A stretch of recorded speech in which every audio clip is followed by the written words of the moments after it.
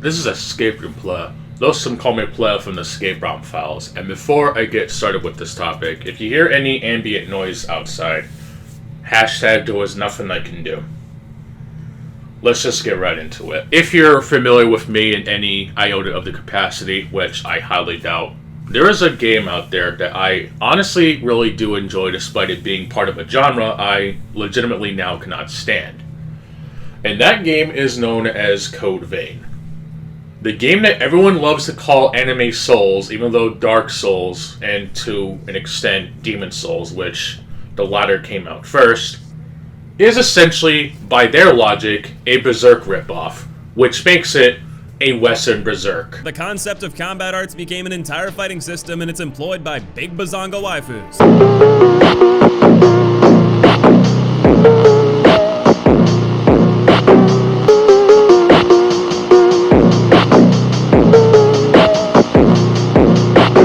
You can't call Code Vein Anime Souls when your precious Dark Souls essentially copies a lot of shit from Berserk. And I don't want to sound like I'm crapping on Kentaro Miura, I hope I'm saying his name correctly. His passing definitely hurt a lot of people within the anime fandom, but we're gonna call a spade a spade. If we're gonna crap on Code Vein for being a ripoff of Dark Souls, then we're gonna have to crap on Dark Souls for being a Berserk ripoff. You can't have it both ways. It's also like people who want to argue about games like Metal Gear Solid that essentially copy off a lot of films like Escape from New York and other pieces of media and shit. Hell, the original Metal Gear essentially has a cover art that's almost taken from the Terminator, but nobody wants to talk about that. You're probably wondering, why am I starting off this little innocent video talking about the people who slander Code Vein?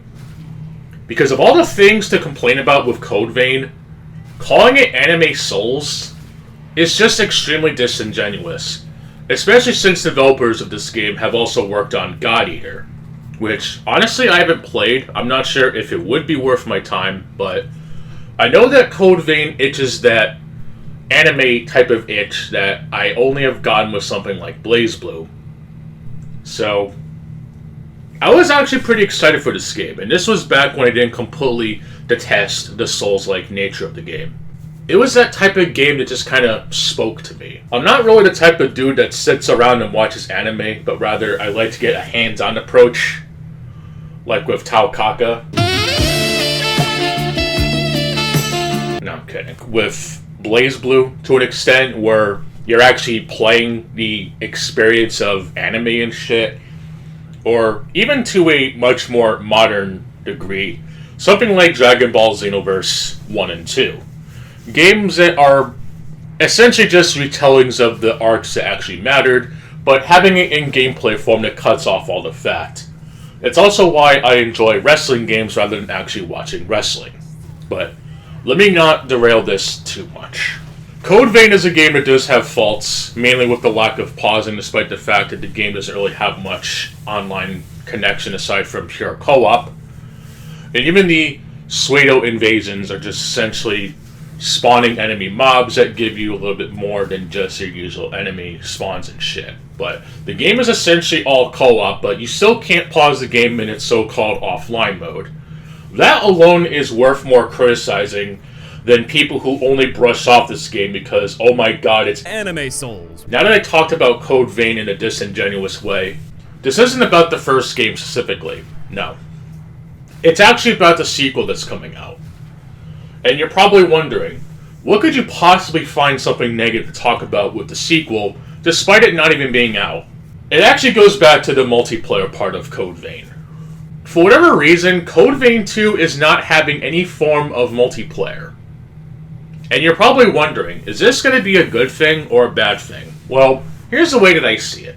The original Code Vein, yes, it obviously is a Souls-like. It is going to inherit things from the Souls formula, which is whatever. As long as the game is competent enough, it's fine. In fact, there's a lot of cool things that I actually like about Code Vein. The bonfire system works a lot like in Dark Souls 1, albeit much more simpler since you don't even get to level up what stats you have.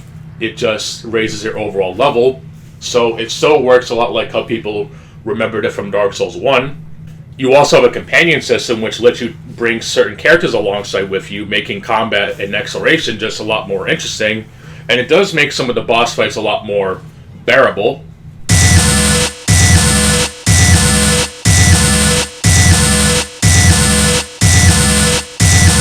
That is unless you're someone like Democracy, who legit has to nuzlocke gatekeep the game. Without some kind of careful balancing, co-op doesn't allow you to experience the full rush of battle. In the case of Code Vein, split aggro is a huge tip of the scale in your favor. When you're the only target, you have to take every bit of the boss's aggression. With a partner, you'll have far more chances to heal, less attacks to chance that HP on, and opportunities to attack at no risk to yourself. Not to mention, if your dial reaches 0, your ally can sacrifice their own HP to resurrect you. It alters the challenge in a way that doesn't suit my taste or stubborn pride, so although I fully believe Code Vein not only intends for you to take on the entirety of the game with a partner, and balances both the areas and bosses with that in mind, I made the choice to solo every boss after this mandatory partnership. God forbid you use something that the game does encourage you to use, because it's almost as if these games are a lot harder if you don't use all the tools. You could call it bad design, but that shit just pisses me off. There is also online co-op that you and a friend could partake in, and since there's no real form of PvP, it's only half of what games like Demon's Souls and Dark Souls essentially popularized, though there are other games in the gaming world that have both cooperative and counter-operative gameplay, though maybe not at the same time. Oh well. Code Vein 2 is not having any of that, and I have to question what logical explanation there is for this. And I'm sure some asshat's gonna say, I don't play Dark Souls for the cooperative experience. Those summon signs just makes me not want to play the game. Even though if you want to get the platinum in the best game, that is not Snore Souls 3, you have to engage with the summon signs to get gear and shit from the companions that you meet in the game. So, whoops, you do have to engage with the summon mechanics. It's like being dragged by the arm in an art museum and shit. What a fucking joke. If it were something like with the opposite of what games like Lords of the Fallen did, where the first one didn't really have any form of multiplayer, which is fine, and then the second one does try to introduce it, and then be half-assing it, that would be one thing. But completely removing the multiplayer, I don't know, it just kind of screams baffling to me, to be honest. I don't know why that they chose to do this. I'm sure the gameplay might be decent if they still refine what made the first game quite decent. Maybe making the game not so bullshit in certain parts. I definitely know there was at least 1 or 2 boss fights that were really shitty, and there are also some runbacks that were just really bad. I know that the cathedral area, which is surprisingly early on, can be a major turnoff for people, considering that its Maze Lake area is just ridiculous as fuck, and unfortunately that has kind of gate-kept a lot of people from actually enjoying the game, because after that, nothing really too hard comes after that, aside from like 1 or 2 other boss fights. And I also like the fact that even the major boss of said area, it does have 2 phases, but you actually get a checkpoint after the first phase. Something that Dark Souls 1, 2, 3, Bloodborne, Sekiro, Elden Ring, whatever game that Miyazaki makes it isn't Dark Souls, but it's probably just called something else, could really learn from, to be honest. And even the DLC that was added for Code Vein really should be a lot more improved in Code Vein 2, because I know that the DLC in the first game was really trash, and you can only really access it after beating was essentially Ornstein and Smough, except in this game, you get was essentially your typical doujin with the pretty sexy waifu lady with the old bastard that just somehow gets more poo-tang than the average chud out there, and I wish I was exaggerating. At least you got big bazookas and big burritos.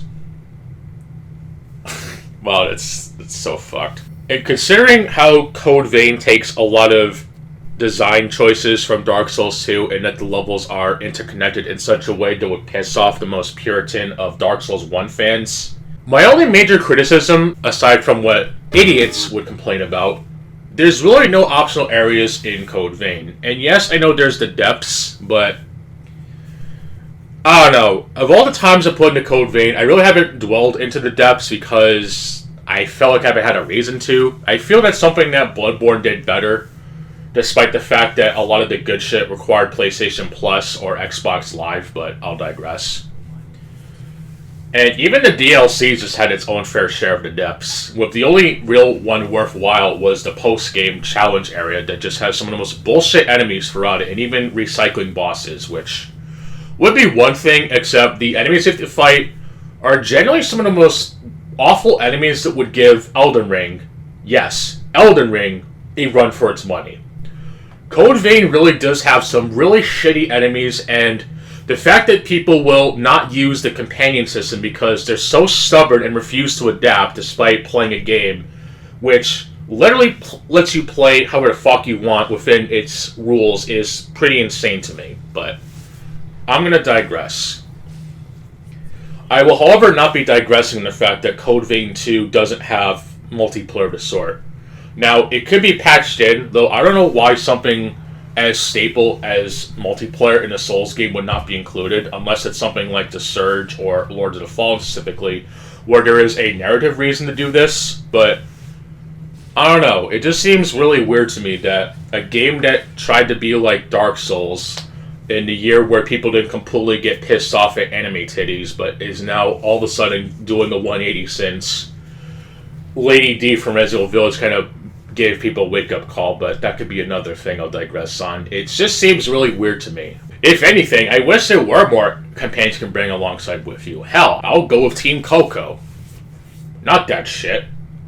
There you go. There's just something about the companion system in Code Vein that just makes the exploration all the more unique. And do I have to mention, by the way, there actually is both English dubs as well as Japanese voiceovers?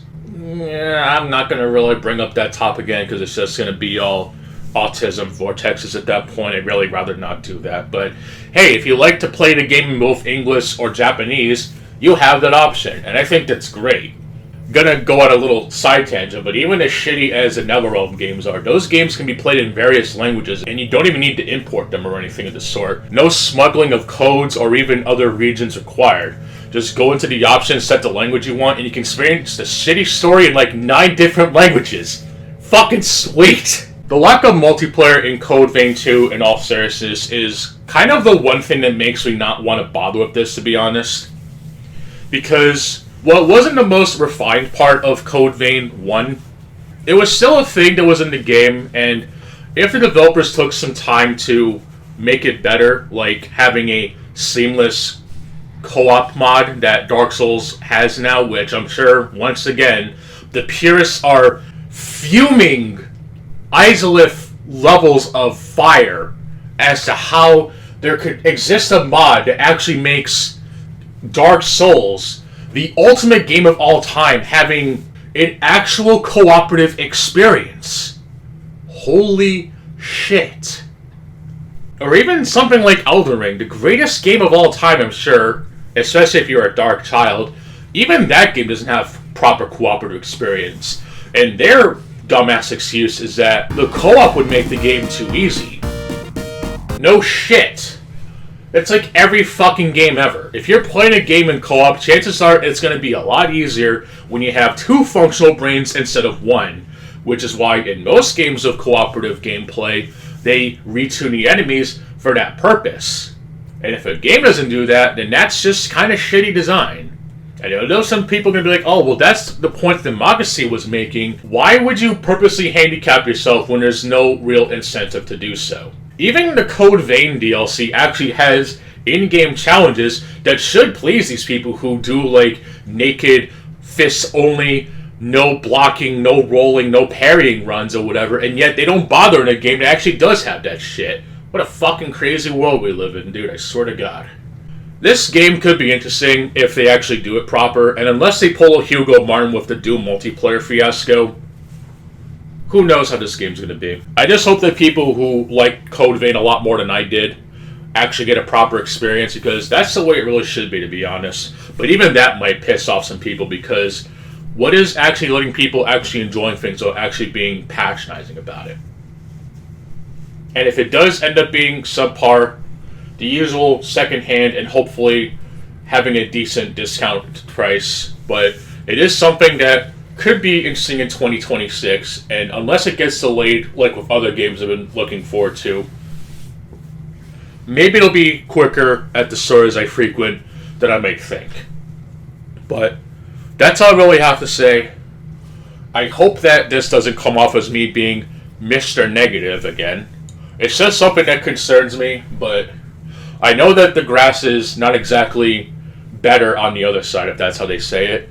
And I can't wait to see the Souls fandom cry over women in games, and yet they simp over feet and femboys. Well, that's about it for me. I'm gonna go do something more productive.